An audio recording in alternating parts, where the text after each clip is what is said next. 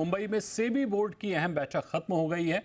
जी business की खबर पर एक बार फिर से मोहर लगी है। सेबी बोर्ड ने एमएसएम रीट के नियमों को मंजूरी दे दी है, यानी फ्रैक्शनल ओनरशिप अब रेगुलेशन के दायरे में आ जाएगा। इंडेक्स प्रोवाइडर्स के रेगुलेशन को भी मंजूरी मिली है। हालांकि डी लिस्टिंग रेगुलेशन के मुद्दे पर फैसला नहीं हुआ है। इसके अलावा एआईएफ के निवेशकों के हितों की सुरक्षा के लिए नियमों में बदलाव किया गया है। इंडेक्स प्रोवाइडर्स के रेगुलेशन को सेबी बोर्ड से मंजूरी मिल गई है। तो ये इस वक्त की बड़ी खबर।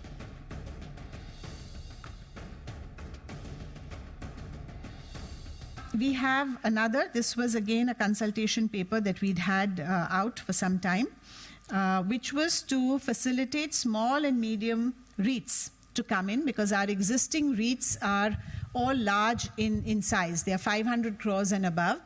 And a need was felt that there are people who want to participate in and offer smaller sized REITs.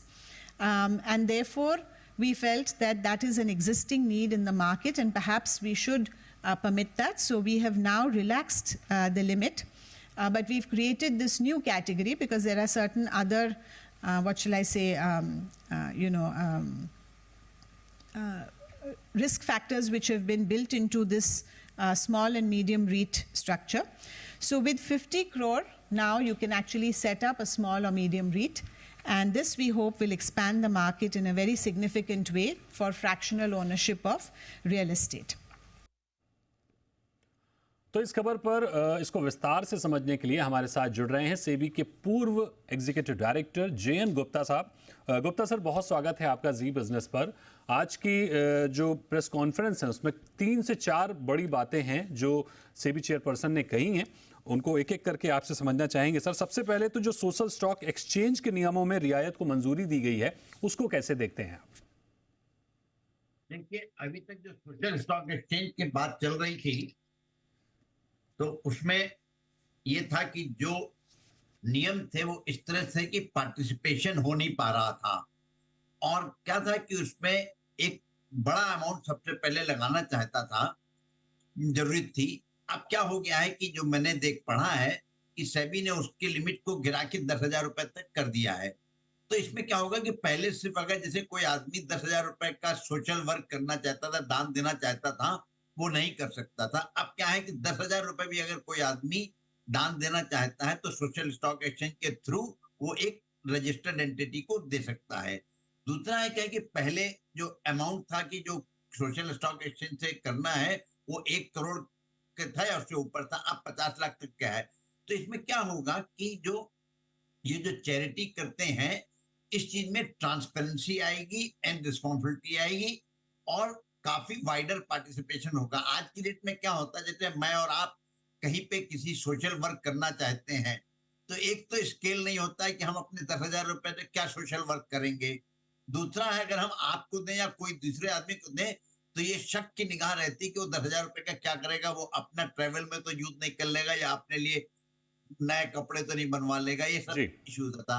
अब क्या है कि इस माध्यम से क्या हो गया कि अगर किसी के पास कोई सोशल प्रोजेक्ट है, वो सोशल स्टॉक एक्सचेंज पे रजिस्टर कर सकता है और पार्टिसिपेशन ले सकता है। तो आपको भी ट्रांसपेरेंसी रहेगी, हमको भी ट्रांसपेरेंसी रहेगी। करेक्ट। और जो ले रहा है पैसा, जो जमा कर रहा है, उसको सारे नियम कानून का पालन करना पड़ेगा। तो जो पैसे का मिसयूज है जी, वो चांसेस कम हो जाएंगे, बिल्कुल खत्म हो जाएगा। ये तो जिंदगी में कभी हो नहीं सकता कि रिस्क पूरी खत्म हो जाए, बट रिस्क बहुत कम हो जाएगी और ट्रांसपेरेंसी बढ़ेगी। इसलिए हो सकता है आने वाले समय में जिन लोगों के पास, जो अब ये सोचते हैं कि मेरे पास 5,000 रुपए, 10,000 रुपए, 20,000 रुपए मैं किसी सोशल वर्क के लिए दे सकता हूँ, तो उनके पार्टिसिपेशन से इस स्टॉक एक्सचेंज को बढ़ावा मिलेगा। बिल्कुल, यानी ट्रांसपेरेंसी भी आ जाएगी और बेहतर भी होगा। सर, दूसरी जो अहम बात है वो है कि इंडेक्स प्रोवाइडर्स के रेगुलेशन को सेबी बोर्ड से मंजूरी मिल गई। इसको किस तरह से समझें?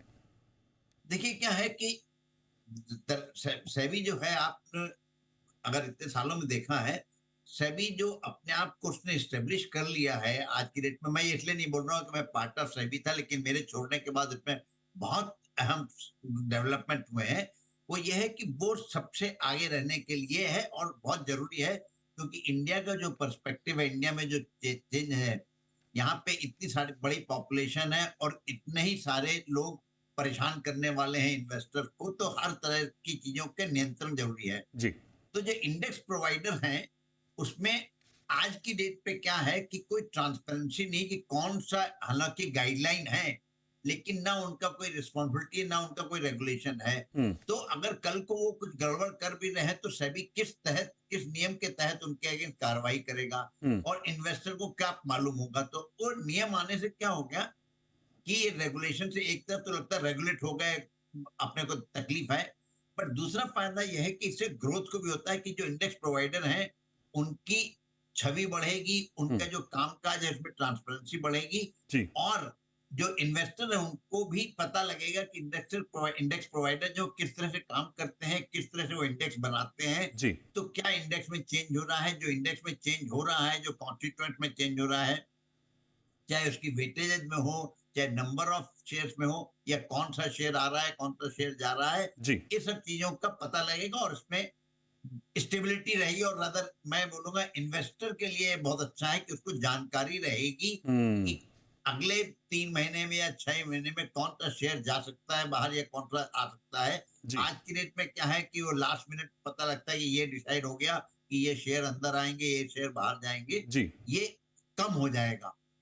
ठीक बात है। और तीसरी अहम बात सर इसमें यह है कि रियल एस्टेट में फ्रैक्शनल ओनरशिप प्लेटफॉर्म को रेगुलेशन को मंजूरी मिल गई है।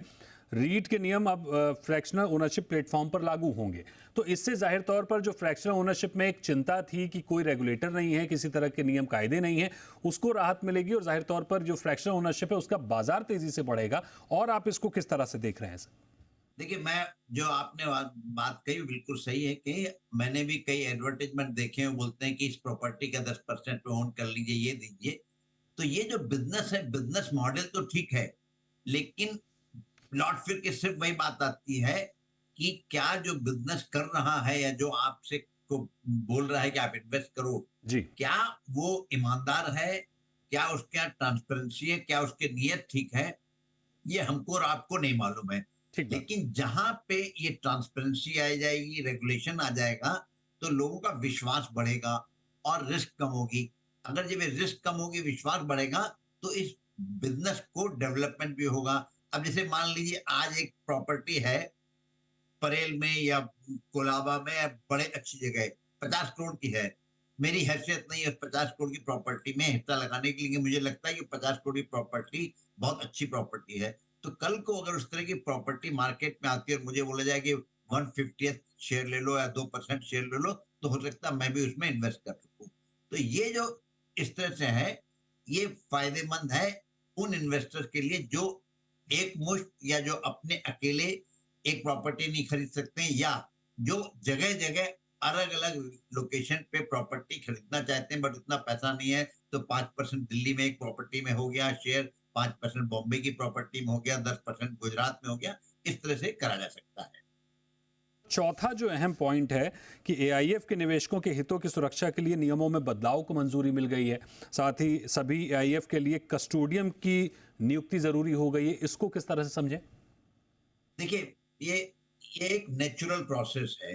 नेचुरल प्रोसेस मैं इसलिए बोल रहा हूं कि जैसे जैसे जो बिजनेस बढ़ता है, तो चूंकि इन्वेस्टर्स का पैसा उसमें बढ़ता रहता है, तो रिस्क भी मार्केट के हिसाब से बढ़ती रहती है। मान लीजिए आज को कोई एक एआईएफ था, उसके पास 2 करोड़ रुपए थे, तो टोटल मार्केट में 2 करोड़ की थी।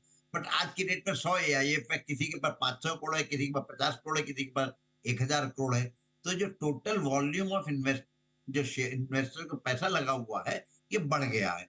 तो इसको कहीं ना कहीं ये जरूरत थी कि इसको फिर स्ट्रीमलाइन किया जाए, जहां जहां रिस्क लगे वो रिस्क खत्म किया जाए। तो जैसे म्यूचुअल फंड का मॉडल है या इंश्योरेंस कंपनी का मॉडल है कि जितना भी उनका इन्वेस्टमेंट है उसका मैनेजमेंट कस्टोडियन के थ्रू वो कस्टोडियन के पास रहे। तो ये इसमें एक नेचुरल प्रोग्रेशन है। मैं इसको ऐसा नहीं मानता हूं कि एक सडन है, क्या है, ये एआईएफ इंडस्ट्री को प्रिपेयर होंगे कि अल्टीमेटली ये होगा। ठीक बात है। ये तो सर 4 अहम पॉइंट हो गए, लेकिन डीलिस्टिंग रेगुलेशन के मुद्दे पर बोर्ड में कोई फैसला नहीं आया है और डीलिस्टिंग के मुद्दे को फिर से चर्चा के बाद लाया जाएगा, ऐसा कहा जा रहा है। तो इसको कैसे देखते हैं? क्या इसमें कोई अभी और मंथन करने की जरूरत है? देखिए, मैं वो डिलिस्टिंग कमेटी का मेंबर था जिसमें ये डिसीजन हुआ था कि ये प्रपोजल है, तो मैं ये उचित नहीं होगा मैं उसके बारे में कहूं, लेकिन आपने जो देखा, जो सेबी ने बोर्ड मीटिंग के बाद बोला है कि बोर्ड ने बोला है कि चूंकि डिलिस्टिंग के प्रपोजल बहुत कम है पिछले 4-5 साल में, तो डेटा जो है वो सफिशिएंट नहीं है कोई भी डिसीजन लेने के लिए कि हमको आज की डेट में जो डिलिस्टिंग के प्रपोजल हैं, जो डिलिस्टिंग के रेगुलेशन है वो कठिन है, उसको सुविधाजनक बनाना चाहिए या नहीं। तो इस पे कोई कॉन्सेंसस नहीं बैठी है। एंड ये बिल्कुल सही बात है कि जब 10 बोर्ड मेंबर होंगे, 8 बोर्ड मेंबर होंगे, हर आदमी का अपना ओपिनियन होगा। और जैसा सेबी ने बोला है कि आजकल जो डिसीजन बोर्ड में हो रहा है that is based on A data. तो जब डेटा इनसफिशिएंट है तो बोर्ड ने और डेटा मांगा है या डीपर डाइव मांगा है डेटा में, तो वो बिल्कुल सही बात है। ठीक बात है। तो ये कुछ अहम पॉइंट थे जिनको गुप्ता सर ने समझाने की कोशिश की, बताने की कोशिश की कि सेबी की इस प्रेस कॉन्फ्रेंस में जो अहम बातें निकल कर आई हैं। बहुत शुक्रिया करेंगे सर हमारे साथ जुड़ने के लिए और इस अहम चर्चा में भाग लेने के लिए।